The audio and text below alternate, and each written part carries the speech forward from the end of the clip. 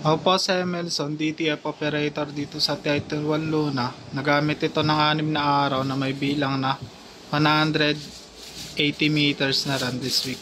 Ito naman po ang aking printed head area. Ang uling palit ng color, July last year. Yung white, itong January 3 lang. Same lang ng month nyo napalitan yung mga damper last year. Ang capping na may 90% good condition pa. Head clean.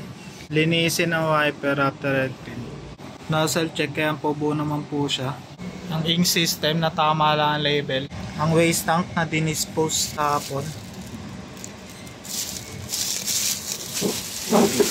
ABR tsaka ground wire.